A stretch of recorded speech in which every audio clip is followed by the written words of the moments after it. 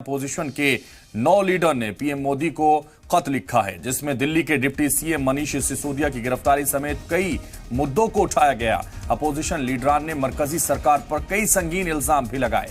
खत में लिखा है कि बीजेपी की सरकार सरकारी मरकजी एजेंसियों का गलत इस्तेमाल कर रही है। ईडी और सीबीआई जैसी एजेंसियों के गलत इस्तेमाल की अपोजिशन ने मजम्मत की है। खत में हेमंत विश्व शर्मा पर निशाना साधते हुए लिखा कि भाजपा में शामिल होने वाले अपोजिशन लीडरान के खिलाफ धीमी रफ्तार से जांच होती है।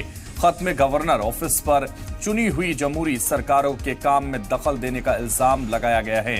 गवर्नर मरकज और रियासतों के बीच बढ़ती दरार का सबब बन रहे हैं। बीआरएस प्रमुख चंद्रशेखर राव, जेकेएनसी प्रमुख फारूक अब्दुल्ला, एआईटीसी सरबरा ममता बनर्जी, एनसीपी सरबरा शरद पवार और शिवसेना सदर उद्धव ठाकरे ने मरकजी एजेंसियों की खराब होती छवि पर गहरी तशवीश जाहिर की है। दिल्ली के वजीर आला अरविंद केजरीवाल और पंजाब के मुख्यमंत्री भगवंत मान ने जांच एजेंसियों की जानिबदार रवैये पर सवाल उठाए हैं। वहीं बिहार के डिप्टी सीएम और आरजेडी लीडर तेजस्वी यादव और समाजवादी पार्टी के सरबराह अखिलेश यादव ने भी मरकजी सरकार पर अपोजिशन के लीडरान के खिलाफ छापेमारी करने की मुखालफत की है।